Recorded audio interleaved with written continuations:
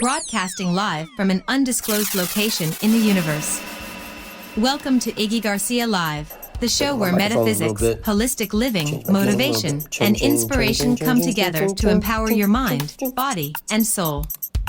We will dive deep into the realms of metaphysical wisdom, exploring the fascinating connections between mind and matter. Get ready to ignite your inner spark and embrace a journey of self-discovery. So, sit back, relax, and enjoy the ride.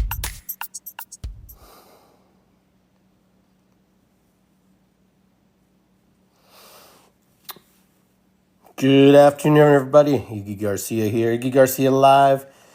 I hope you guys have a little time to spend with me and just share what's on my mind, what's going on, what's happening. A lot has happened in the last 48 hours. Actually, a lot's happened in the last several years. But anyhow, just wanted to kind of get back on track and just kind of see where everybody's at. Got my coconut water here. You know, just report. I'm doing great. I'm doing well. I'm doing good. You know, and it's a good place to be. It's a good time to be able to share our feelings and thoughts. There's a lot of things that have been going on. A lot of things that have been happening since Sunday. I mean, like I said, there's a lot of things that have been happening. But let's just get to it. This show is Iggy Garcia Live, episode 216. And today it's about wake up, man. Wake up. And when I get there, you know, waking up is like, I know it's a vague word and there's a lot attached to that. But I want to, before I go any further, and before I take this conversation any further, I want to thank my ancestors. I want to thank all the people who came before me, all the people who sacrificed, who gave their lives, gave their blood, sweat, and tears to get me to this point in time. And I know a lot of you have the similar belief systems where you know your ancestors, the people that came before you, trailblazed the path for you and your siblings or whatever. But it doesn't matter. It's what you do after you're here. And when you're in this present moment, when you're visible and you're in this existence, what happens, what you do. Now, I'm not in my normal studio. I'm actually at home today. I'm sitting here in my living room, kind of just chilling out and just kind of, I'm looking at the background as I look in the camera because I'm not used to seeing those effects usually behind me. But anyhow, I just wanted to just invite you guys to be open-minded and to just kind of hear what I have to say versus to agree or disagree. This isn't a combat or a battle. This is us having a straightforward conversation about where we feel things are evolving to and where things are happening to. If you've not been on my show before, there's a whole collection on YouTube, Iggy Garcia Live and The Mind of Iggy. You can go to, just look for me. It's good to be here. Look for Iggy Garcia. Subscribe to my YouTube channel. Subscribe to my YouTube channel, and then you can kind of fill in with that. So I am live on Facebook, and I am live on TikTok. And both of these shows are simultaneously broadcasting, so I'll look down and up because I'm on my phone. I'm on my computer, trying something a little different today. But for those of you who are on YouTube strictly, excuse me, I will load this video up much later on tonight so you can catch it. So I was talking today to some of my friends, you know, that I communicate with about what's going on, what's happening in the world, what direction do we feel the world's going? I'm talking about the United States strictly alone, because the U.S. is its own existence. It's, you know, it defies all norms because you can't really take this concept and put it anywhere else because it doesn't usually work. This is a very unique situation. What happens here now? You know, we here in America we have in other countries too, but here in America we have the grand opportunity that America is a really big place. Like, it's huge. There's like 365 million people, and they all come with different beliefs and ideas and ideologies and all kinds of thinkings and all kinds of feelings and emotions of what they feel, how they feel about how they see the world. So I'm not here to challenge you about how you see the world, but I'm just here to give you someone else's perspective, excuse me, another human being like myself, perspective on how I navigate a little bit from time to time, because no matter how I navigate in the present moment, tomorrow might be different. And I think sometimes what happens is we are not flexible enough to change our perspective and our perceptions on how we see the world. And the world is here for us to enjoy and to be part of and to, participate in and explore it and be part of it. It's not always about being in the battle and being in the trenches with it. Even though those things do present themselves and you have the opportunity to play in those fields, in those situations, sometimes, you learn a lot just watching. If you know anything about quantum physics, sometimes watching and being the observer changes the outcome of how things play out sometimes. I know for a lot of you who don't know quantum physics, it might be a good opportunity to kind of peek in there without me getting into, too deep into thought about it. But the observer watches, the watcher watches, and then can dictate what happens in the situation, what happens in that moment, just by observing it. So there are a lot of things that we're observing right now as watchers, because a lot of us are watchers and we're just observing. And we're participating in life and we're doing what we do best, either engaging or not engaging. So, we're coming to a place that we haven't been in quite some time. The last time we've been here, I'm going to say, like realistically, really powerfully where we've been was during World War II, towards the end of World War II, when Hiroshima and Nagasaki were bombed. And that was a pivotal point in humanity's expansion, growth, and understanding of what just happened. Okay, so those of you who don't live in America right now, we're living in a time that's very confusing, very very different, and for a lot of us, it can be very challenging because it's very different from what we've been growing up in. So I remember talking to several friends of mine whose grandparents, were in the war, World War II, and some of them were soldiers or sailors who were on ships when they dropped these bombs. And the confliction that they have about what happened in what we decided to do as a nation, because as a nation we decided that. As a nation, regardless if we voted or not voted for it, it's the leaders we put into position who creates these environments and these toxic moments or these positive moments. So we decided to drop the bomb. We were one of the first nations to drop an atomic weapon on other human beings. And and people try to tell me that there was on military installations or whatever. It doesn't matter if it was on military installations, because it just didn't kill military. It didn't just kill the insane. It killed thousands of people. Thousands of people died. And I'll tell you why they died, because there was nowhere to go. No one had ever seen anything like this.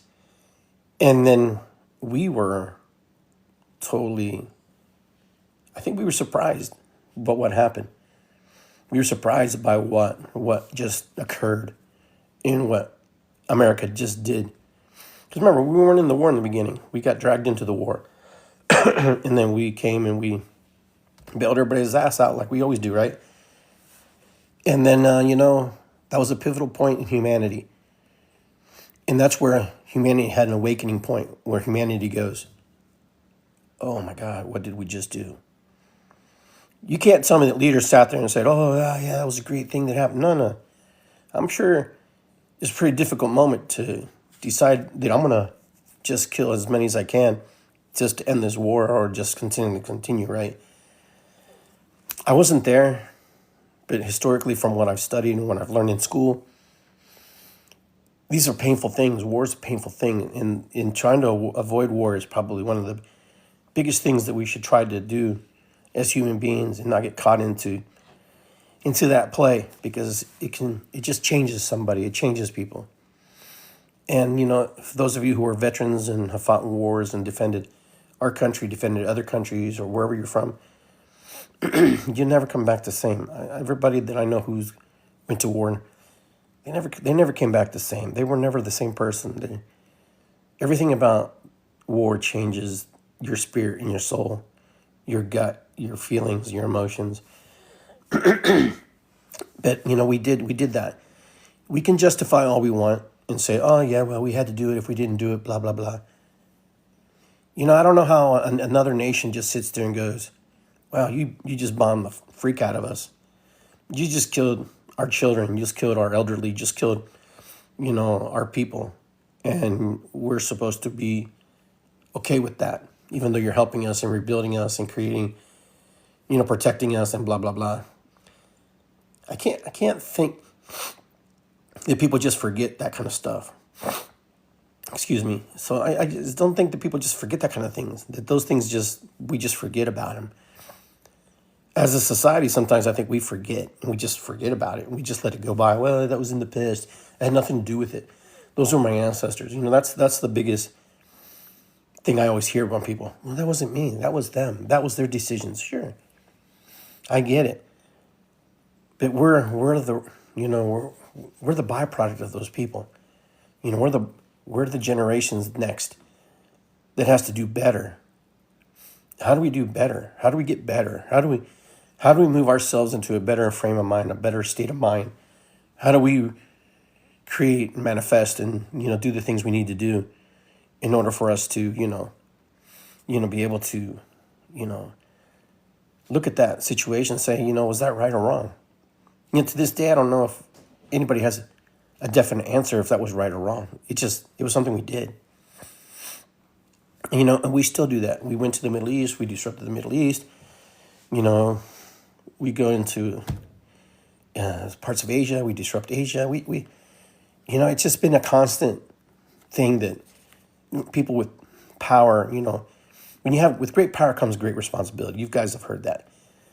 And with that, I'm going to say, what do we do when we have that power? I mean, I can see why people get upset and why people get mad and why we create freedom fighters and why we create rebels or we're defiant to the system, because you know what? In another person's eye, something else awakens in them. Something wakes up in them that wasn't there before. And then they're like, well, how do I address that? How do I combat that? How do I move through that? We have that right now in our country. We have people who are believing things are a certain way, and you can't change their mind. And this is on both sides. This is on both sides of the game. We have people who are going through stuff and moving through these kind of energies and things like that. And somebody's calling me. I don't know where that phone's coming from. I'm on my phone. But anyhow, it's kind of funny. It's kind of interesting to, witness what's happening right now in this world and what's going on, because, I try to participate and to be open to hear what people have to say and what they're sharing. And it's not easy. It's not easy to sit there and, me being from another country and have different, background, different upbringing, and then having a different type of cultural system, how I see the world becomes very conflicted and becomes very, convoluted and becomes very confusing sometimes. I remember when I first came to this country as a kid, I wanted to be American. I wanted to be an American, and that was my goal. That was my goal in life, to be, assimilated, to be part of it, because I didn't know any better. I was a child. I didn't really know my old country where I came from, and I didn't really know where I was moving to, in the other aspect, in the other direction. So here we are, and that's how we learn. But now we are in these very complicated, moving into directional ideas about how we see our country, see our world, and what's happening. And today I talked to somebody about, I said, no matter if you like or dislike Donald Trump, him not being a true politician per se, he totally has changed the dynamic of where politics will go from here. Not because he was trying to do the right thing or do the right things. It's just he was a part that was put into a place that corrupted or changed or removed the energy of the old system. The old system, is, Kamala Harris, Biden, Obama, Bush, all that lineage, political lineage. And Trump doesn't belong to that lineage. And so from here, him winning stifled all this old energy. I'm not saying he's good or bad. It's just what happened. It's just what occurred. Regardless if you like him or don't like him, that's not the point. My point is bigger than that. It's beyond. It's about the awakening point, because now it put us in a position to awaken again, to open up our minds and to look at the world in a different way, and to say, do I like this? Do I not like this? We didn't say anything before. Before we didn't give voice to things we didn't like. We just put up with things. We just said, oh, okay, that's fine. That's how it is, and that's how it was. I remember when Obama ran, I voted for Obama. I was there. I was like most people. Not everybody voted for him, but I know. But I was like, this is a change. This is something different. So that was the first stepping stones. Then you get somebody who's not a politician, who's an actor, and who's a business owner, and he changed the dynamics. And then from here out, we're going to get all new young blood, all new blood, politicians. Everything's going to be completely different. The dynamics, the game has changed. And the game has changed because everybody's scrambling on the right and on the left. Everybody's just going, what are we going to do? Who are we going to run?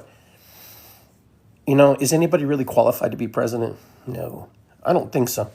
Honestly, in my belief, I don't think anybody's qualified to take that position, because that position is much bigger than everybody. When I was in school, my teacher used to tell me that was the closest thing to the monarchy that we'll have in this country, to be king, is to be president. And Trump is one of those guys who pushes it to the limit. He pushes it as far as he's allowed to push it. Sometimes he pushes places that we've never been pushed. And that push is good for us. To be pushed and go, oh my God, I don't like this. I don't like this feeling. I don't feel that. You would never have that feeling if you didn't have a guy like him. You wouldn't have an opportunity to awaken and to say, hey, we need to do something else. If you have the same players all the time, you're never going to get change. It's like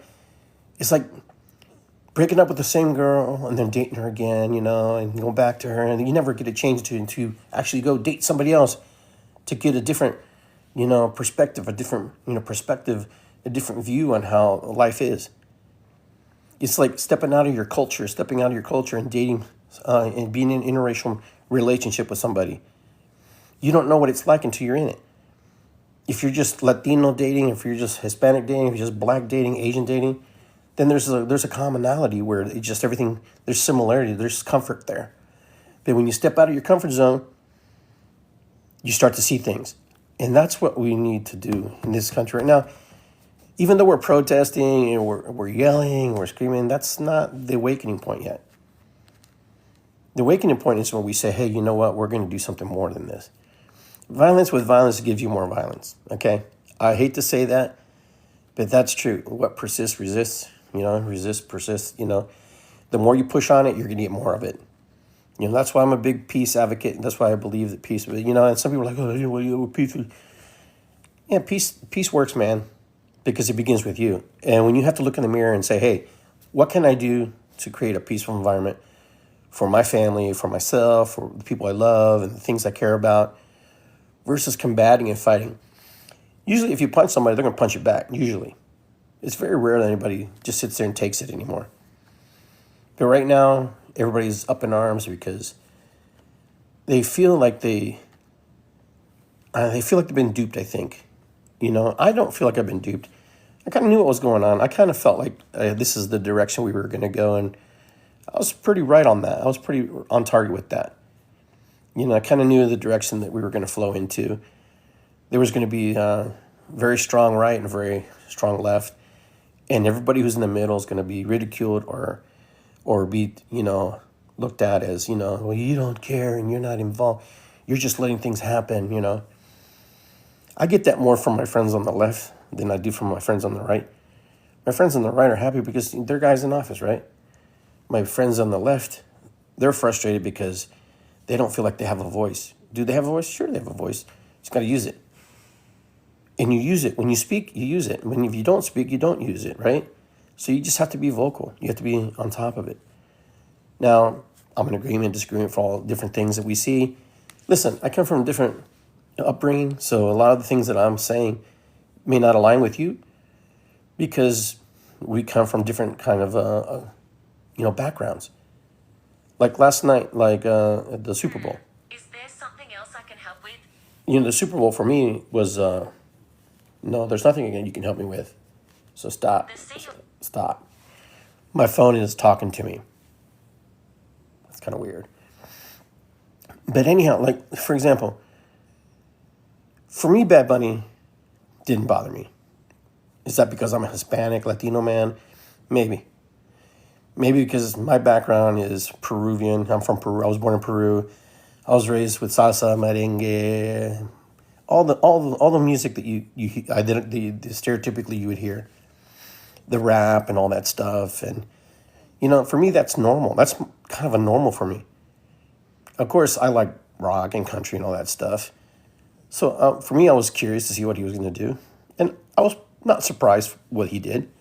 I personally thought he was going to be a lot worse. I really thought he was going to really trigger people.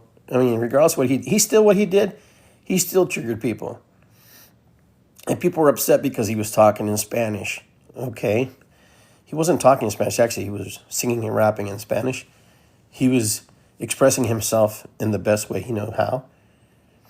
Now, there are other types of music that we don't understand either. But for some reason, he got targeted because he's different.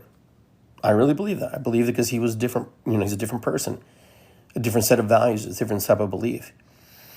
The NFL calls itself, an inclusive organization, where we accept everybody. A lot of people don't know that the NFL is actually a nonprofit organization, so you should look into that. They do a lot of foundational work with kids and different groups and organizations. Their league is a nonprofit league. But that's why they get to keep a lot of the money they have, is because the way it was structured. It's a business, but it's a nonprofit business, not for profit. So, you got some really smart people, taking advantage of situations.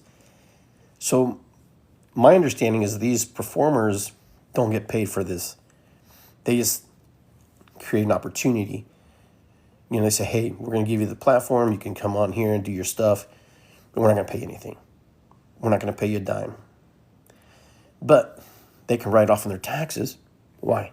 Because they gave to a nonprofit. Hey, we did a show. It cost us $5 million. So I'm going to write $5 million off my taxes because I gave to the NFL's nonprofit organization.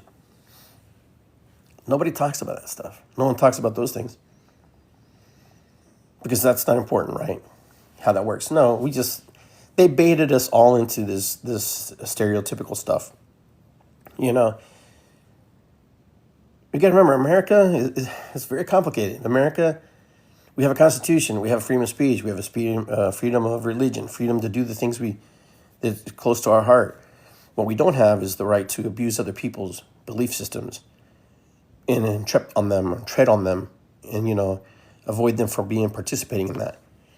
Because you can go to any third world country, that doesn't have any kind of scruples like that. They abuse their people.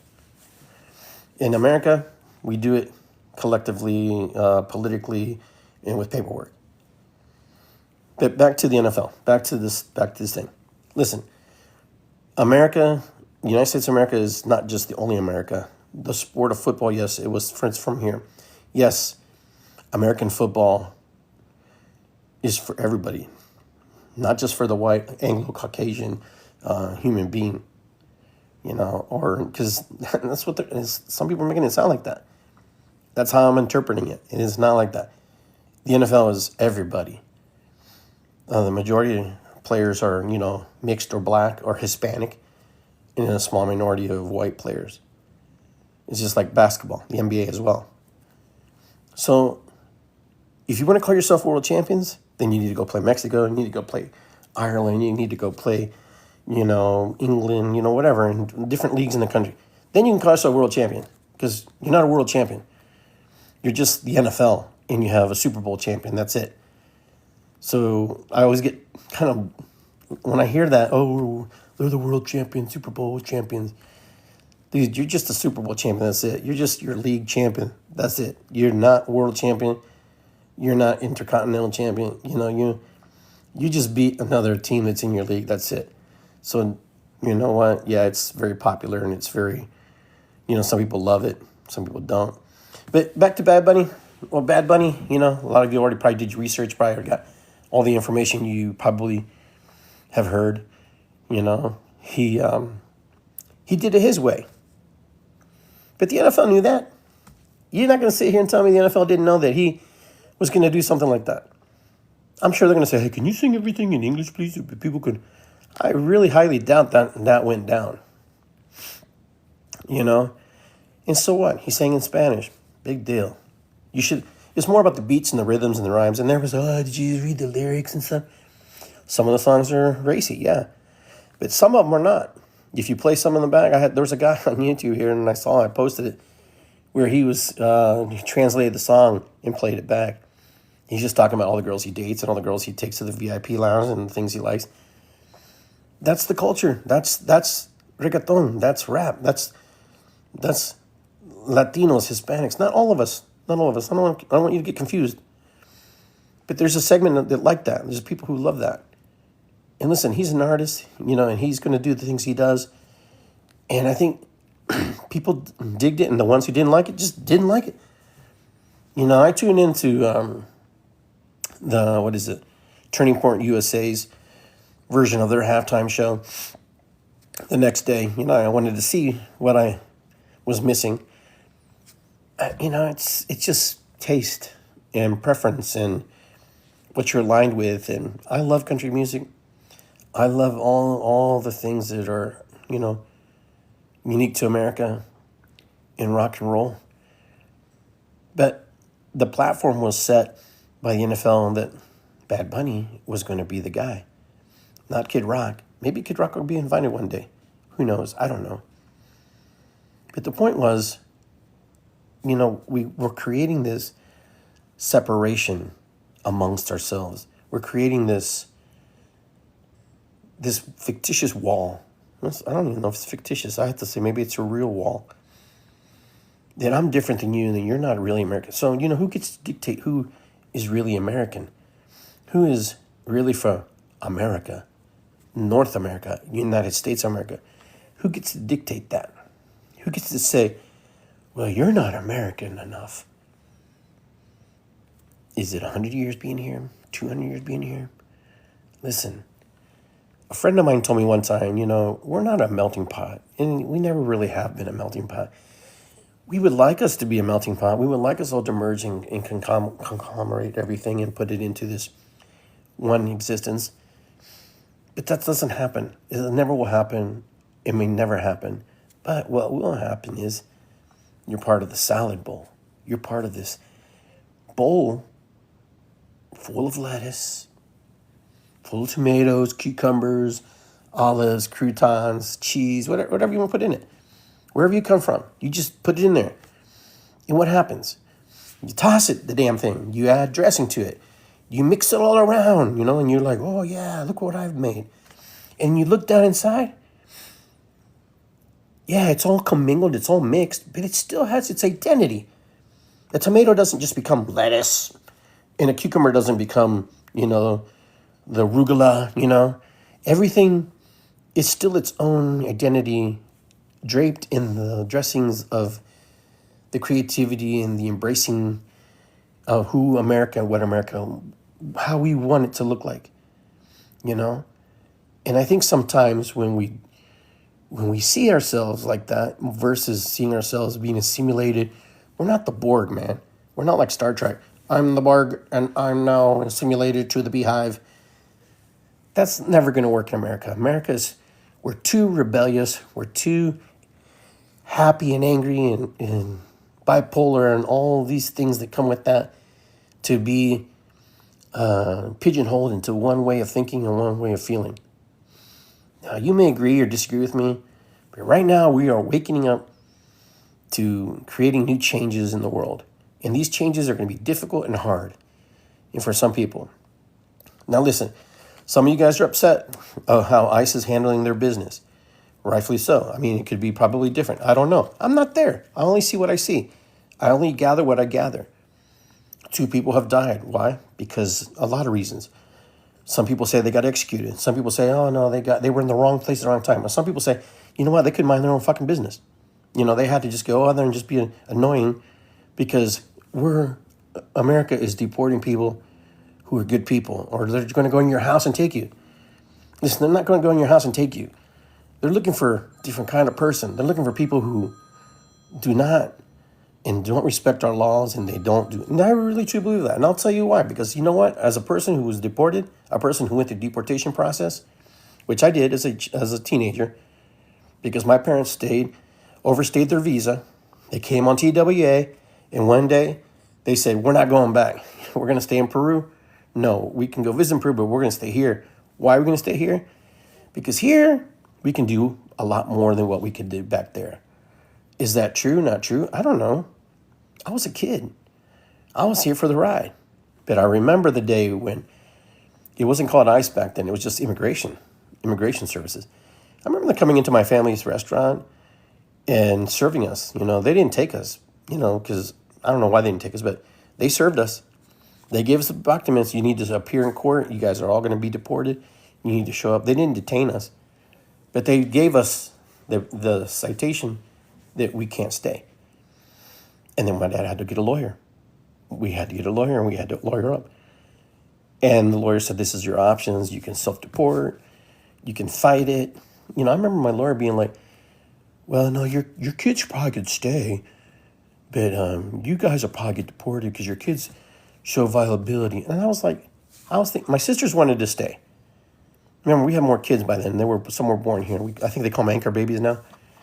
But I was like, okay, I'll go wherever my parents go. But I didn't really want to go to Russia because my dad was about to unlock us and take us to Russia, or we were going to go to Shanghai. We were going to go to China. Can you imagine Iggy being in China or Russia? That would have been funny. That would have been a funny scene. But anyways, I remember going through that process, and it took several years. I was like in 8th grade, I believe. And by the time I was a sophomore, I got my green card. But there was a process. If you missed a hearing, you're done. It's like you don't miss those hearings. You drive all the way to Cincinnati or Cleveland, I forget where it was, and you sit in a room, a phone rings, and the magistrate's on the other line, and the magistrate's talking to you. Mr. Ignacio Julio Garcia, do you know that you have overstayed your... I said, listen, I don't know. I came with my mom and dad. I was a young kid. But I hear what you're saying. I remember my sister crying and bawling. We're like, well, we don't know anywhere else, This is all we know. And I told the judge, the magistrate, I said, we speak English as best as we can. We're in school. We're in Catholic school. My parents own a restaurant, and we're working hard. My dad always told me to pay your taxes and Uncle Sam won't bother you. I remember saying that. And, it was a scary time. It was scary because I didn't know. And then my younger sisters, they got all wild and crazy about it because they didn't want to leave. And so it caused a lot of problems with my parents in school. Like, it caused these really wealthy people, because my brothers and sisters went to a wealthy school. And then what ended up happening is, I saw the people interfering in my dad and mom's lives, trying to be advocates for us, for what was happening. And that's not what my mom and dad wanted. My mom and dad just wanted support. They didn't really want anybody to we'll take your daughters and we'll take care of them, we'll raise them. He didn't want to hear that shit. But that's the kind of stuff that was playing out. We can take Nacho, and I'm like, this is about family unity. How do we keep the family together? My dad was like, no, that's not how it's going to work. And then my sister rebelled, and that's a whole different story. It took us down a different path. But then as a sophomore, I got my green card. Yeah, it's green card. That's what we call it. You know, I'll call it what it is. I was an illegal alien. Got a green card.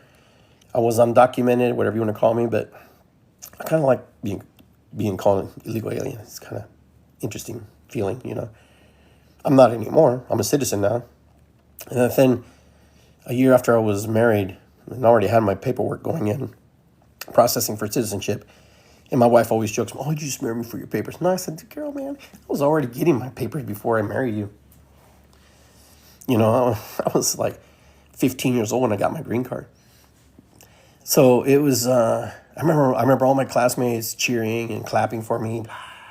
Congratulations. You know, it was a cool feeling because I didn't know any different. You know, I didn't know that I was undocumented. I didn't know that I was different. I didn't know that these things existed. You know, I was just living. My parents kept that from us. They gave us as normal a life as they could, even within the structures of growing up in a bar, growing up in a restaurant. And so there's, I just want to jump to this. There's this scene where Bad Bunny has the kid, he's waking up the kid who's sleeping on the 3 chairs. That's my life, man. I remember sleeping on the 3 chairs behind the bar. I'll never forget the day my brother woke up out of the dead sleep. He rose like the dead from the ground, you know. He's like, "Oh," scared the crap out of everybody. He was sleeping down there because we were waiting to go home. And it was late. People weren't leaving. People wanted to keep drinking. Scared everybody to death. But that's what my parents did. They sacrificed. They sacrificed their lives in order for us to have more and to be part of this beautiful, you know, salad bowl of life. So now we're in an awakening moment. We're in a place where we're awakening to the possibilities of, you know, what's coming next, what's next, what happens next, where do we go from here? Where do we go from here? Is it really up to us? Listen, there's enough people screaming and yelling and doing that part. I don't want to be part of that. That's just not my style. It's never been my style. I'm more of a quiet storm type of guy. Like I say what I have to say, and I try to be clear on what I say. And if you agree, you agree. If you don't, you don't. Because that's the way I was raised. My grandfather was a naval captain, and he rarely had to yell at anybody. His presence, his command, and that was it. It was done. And he raised his kids like that. And my mom was like that. They just respect. You know, it was just one of those things. My dad was in the military, he was in the Army. You know, it took my dad 32 years to get his citizenship. They didn't give it to him because they used him. He worked for the government. He worked for the CIA. My father, he did. Kid you not. This is a true story. Why? Because I grew up in a bar, I grew up in a restaurant. I met all the players. I got all the cards, all the business cards, and all these guys when they came looking for my dad. You know? People sometimes look at me and they're like, "Oh, these are just big fish stories." No, not true at all. NSA, FBI, you know. That's the kind of life my dad liked. He liked that kind of shit. You know, he liked that kind of world. He liked to be the Peruvian James Bond or whatever, you know, even though he had a family. But I'm not like that. But he was like that. And that's kind of what he modeled his life around. And he was good at it. He's very good at it. Until one day, you know, he fell down the stairs in the restaurant, and it's still a mystery today. He was in the hospital for 10 days, and then eventually we had to put him in hospice, and he passed away.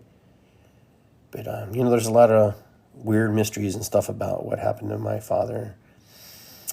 And, you know, we had a business for 40 years at Garcia's on High Street in Columbus, Ohio, and I got a good education growing up in that bar, in that restaurant, because it was a bar on one side and a restaurant on the other side. And all the people that I met and all the people that I encountered, all the people who walked the door. I mean, I met Chuck Norris. I met the presidents of universities. You know, I met actors. I was in a movie called Teachers because I worked in the restaurant, the directors were there and the producers came to eat. Freaking Les Wexner's been there, and it wouldn't surprise me if Epstein probably came. I didn't know at the time. None of these things surprised me because Garcia's was very popular at the time. When I was a young kid, my dad's place was booming, rocking from the 80s to, 2000 and whatever. That place was just kicking it because there was nothing like it. It was just my dad was the front of the house, my mom was the back of the house. They made it work. I ran it for 10 years. I just didn't have the desire to wine and dine people like that. I just, I felt like my calling was bigger. My calling was to help people expand and grow. And my calling wasn't to intoxicate people and to feed people stuff that maybe wasn't good for them. So that's why I stepped out of the restaurant business. That was my awakening. I knew that I had to change and I had to get out of what I am in. And now America's in the same place where it's going to grow and it's going to expand, and it has to grow and it needs to expand because it can't stay where it's at. Now, there are going to be some things you like and there's going to be some things you don't like, and that's normal. That's normal with being in a situation like that. The United States is a young country. Most countries have been around much longer than the U.S. has. We're coming to our 250th anniversary. And, we're here now. Granted, these lands, have gone through many transitions, have passed many hands, have been bought, traded. For many years, if you do some studying, even Mexico before, as we know it today, it had 3 years of existence, even from the conquest of things happening until then things breaking down and moving. We don't see it and we don't understand it because we only have enough energy to be in this present moment and to gather the information we have, what's in front of us. It's hard for us to comprehend and understand that, the world is in America. And that's something that I watched as a kid, I watched as growing up as a young adult, that a lot of people here that think the world is America. And not everybody, but a lot of people do. And a lot of people have these expectations that America owes us, or we, have to be a certain way that without us, we're nothing. And I can only laugh at that because, America brings a lot to the table. America brings a lot to the foundations of, what we see in a lot of countries and a lot of different things. But the United States is not America. The United States is not the world. We hold a lot of the world in our hands. But, I like when I see us challenging each other. I don't like when we kill each other.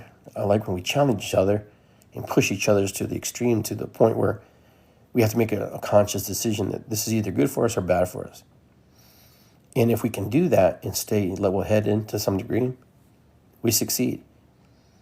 It's when we garnish everything down to violence, into dictatorships, into control, it doesn't serve anybody. The wealthy own us all. We're all owned by the wealthy. We're all straw men for the system. If you don't want to believe that, that's fine. Regardless if you believe it or not, it is. We're documented from the day we're born. We have a birth certificate. We have documentation of who we are, how we entered the world, what time we entered the world. We have documentation when we leave the world, unless we're not found. But regardless, we're in awakening. We're in an awakening. We're waking up to see the world differently. And we have to see the world differently because the world demands us to see the world differently. What saddens me is people can't find a common ground to believe that, just because somebody believes something, that they think that they automatically are like that too. That's the biggest farce. That's the biggest misconception that even I hold sometimes, and others hold about other people. Just because you like Trump doesn't mean you're racist. Just because you like Kamala Harris doesn't mean that you're that way. Or if you like that politician, if you like that TV show, you watch TV show. Right now everybody is just fixated on this smut. I call it smut, which is the Epstein files. It's just soft porn, if you ask me. You're looking at it, you're watching it. A lot of people are so entrenched in, I gotta find what that, and then, you're looking at that stuff. You're looking at pictures and stuff, and what are you looking for? Are you trying to disprove your conscience about things about yourself? I mean, you want to prove this guy's so wrong. I mean, you don't have to do anything. It's already done. It's already there. I see people posting, Obama wasn't mentioned. Yeah, I'm sorry to hear that. But, Obama has been mentioned. It doesn't really say he was on the island, but he has been mentioned. So has been Biden. And so has been, Trump. And so has been, the Clintons. Because this is the circle these guys ran around. This is what people don't get. These are these circles that people were around. I did a little research, and I found that, I could be wrong, but the guys from Google were there. The guys from the Apple were not there. And Bill Gates was there, of course. That's what they say. And we're in an awakening moment. So now ask yourself, now that you know that Bill Gates is like this weird creeper dude, supposedly, are you going to still be using his Windows 11 Pro or 11 or Windows operating system to run your computers? Or are you going to move into another platform? Are you going to stop using Microsoft Office? Are you going to move into, if you're going to be, the way some people are about being absolute about, then you can't be using certain technologies and certain systems and stuff to back your point. You need to totally be clean about that, or understand that there's some things we can't do without. There's some things we can't navigate without. The system has been playing us forever. And we suck right into it. And we get drawn right into it. We get totally just hoodwinked into it. We get totally just immersed into it. You go to the store and you think you're shopping healthy. You're in the store going, oh, wow, look, I can buy organic or certified organic or just plain.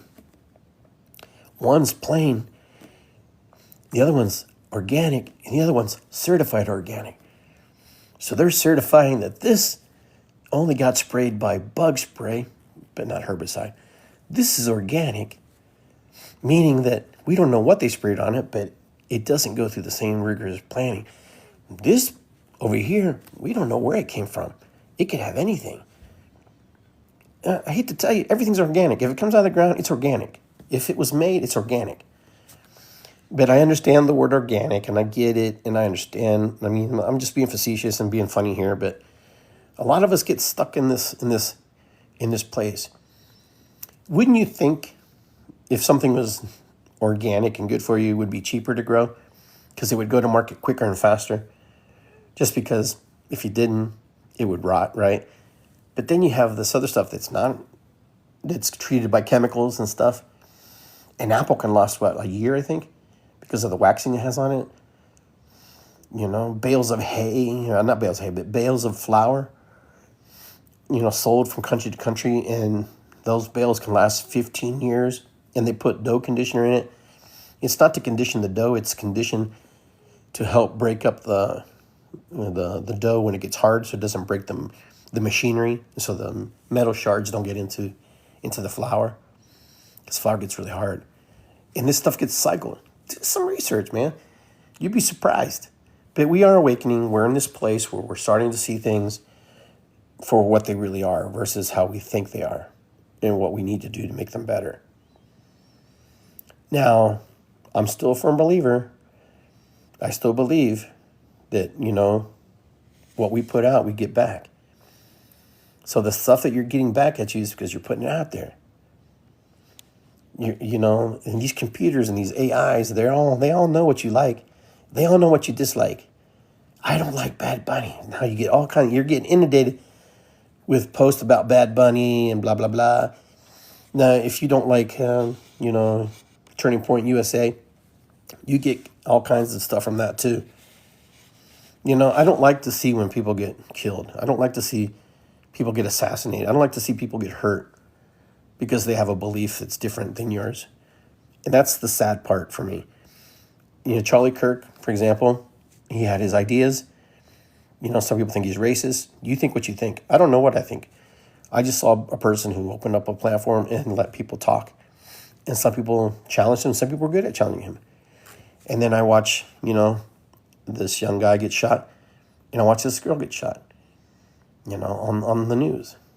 And then I watch people get thrown around. And I'm going, what's the real story? What really happens? Because, the media creates sound bites. The media creates this narrative that makes you think that things are a certain way. Because they glorify and they want you to, just make it intense. Look, I busted this person's face open, sprayed him with spray. But they didn't tell you that this person did this or that. Or maybe they didn't do anything. But we'll never know. Because most of us have never been there. And the ones who are there, they're the only ones who could tell the story according to their perception, their view, and how they see things. Now, am I right or wrong? No, I'm just stating some ideas and some, way of looking at things versus saying that everything's not absolute. Things aren't absolute. When, we want to believe that we live in a world that is nice and good, but you know what? There's some bad people out there. It doesn't matter if you're black, Hispanic, Asian. Not everybody gets along. It doesn't matter if you're from the same family. Some of you don't even talk to your family. Some of you don't even get along with your brothers and sisters or your aunts and uncles, or your mom and dads. Half the time, some people don't even talk to their parents because they have a different belief system, or they're angry, or some people I've heard people say, "Oh, I'm angry that you birthed me." I'm like, come on, dude, really? I'm sorry that it's that terrible, that you're alive because your parents decided to have sex and they made you. Make the best of it, You have to create your own reality. You have to create your own world. You can't blame the system that's there. The system's there. The system will always be there. The system's not going anywhere. The system's designed to help you or hurt you or whatever, however you feel that it's going to do, what it's going to do for you. But if you think that anybody's coming to save you, no one's coming to save you, man. I'm going to tell you right now, no one's coming to save you, help you, unless you say, I need help. And if the help doesn't come, then you need to go, I need help. Can you direct me in the right direction? No one's coming to save you. And I watch a lot of young people breaking down right now. And they're like so miserable with their lives. I'm like, and they talk about they don't have any money. I see it in my own family. There's just no creativity. I don't know what it is. I just don't see, go outside and shovel the snow. It's snow. Go knock on everybody's door until you'll probably have to knock on 10 doors before you get 3 people say yes. That we're so quick. We want instant gratification. Oh, we could have it now. No. If you want to be creative, then go out and do it. I watched the freaking video today. This girl was, true story, not story, I don't know. But, she was going to jump off this bridge. And this old homeless guy, who was actually a wealthy guy, but just like dressing homeless, he's like, I can help you. And she's like, what can you do? And he goes, well, buy all these squirt guns at the beach and charge $5 rental for it. And the more that you buy, the more that you rent. And then what happens is, she's like, well, what if they come back for their $5 deposit? He goes, well, you're playing the numbers game. You're hoping that if you let's just say 10. You put out 10 guns, okay? And you bought them each for $1. And 2 people come back, 2 people come back and they get their $5 deposit. You got 5, 10, 15, 20, 25, 30, 35, 40. You made $40, discounting the $8 that you put investment into. And so he was teaching her this. And then, it kept getting bigger and grew and bigger. I personally met a guy years ago when I was a young man. And I asked him, I go, so what are you doing? He goes, well, I'm putting lotion, like oil on girls, and I charge them $20 a pop. This was back in 1987 when it was Daytona Beach. He was spraying girls with the copper tone stuff, and they were paying. And I don't think there was anybody who said no. He said $20. It was no problem. It was just the fact that he was doing it. This guy's probably dead now, but my point is, if you really want to be creative, you really want to wake up and you really want to do something, then you got to try stuff. You got to do stuff. Stuff that just doesn't happen, doesn't fall from the sky. Sometimes you're lucky and then it falls in your lap, but most of the times you just have to go out there and create and manifest. your own world. And that's on you. All right, guys. I think I said enough today, and I think I've shared what I wanted to share about waking up and seeing the world differently, trying to see the world in other people's eyes and different belief systems. But right now we're in a transformational period. It's going to be bumpy and uncomfortable. But the thing is, just know it doesn't last forever. And, do your best. Just do your best. Honor yourself, respect yourself. And if it means that you have to ask people to step away for a moment, then that's fine. But also be open-minded to say, hey, you know what? I know we don't get along, and I know we're not in the same vibration, but you're a good friend. You still give me good advice. You still share with me things that I need. Because there are friends like that. I have friends like that. We're not all in the same rhythm and the same beat, but there's things that we bring to the table that we're able to share and talk about, and understand that we can't talk about certain things, but we can talk about a lot of similar things. You have more things in common than you have not in common. You'd be surprised if you open the door in the dialogue and listen and just be present. Because sometimes when we shut down, we lock up, and we say, no, you can't be my friend because you're like this. That's fine. That's your right. That's your right to be that way. But you know what? I'm going to tell you, it becomes very lonely. And I can see why people are lonely and why people become very disenfranchised and removed from their lives or things that happen to them because of that thinking. Open your heart, open your mind, open your spirit and your soul. Abre tu corazón, tu mente, tu espíritu. Presenta, Listen, there's a guy, I'm a meme that I posted of this guy. True story, not story, but just the idea of it. I don't know, I didn't do enough research to say if it didn't happen. This guy streaked. Okay, he went streaking before the halftime show. He ran off onto the football field. And he got tackled and whatever, but I find this meme, and it says that he actually put a bet on himself for $50,000, saying that somebody would run on the field at the halftime. And he ran on the field, and he earned himself $374,000.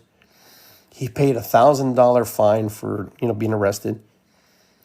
But is somebody being ingenuitive, their ingenuity, thinking, being genius about how can I create an income for myself?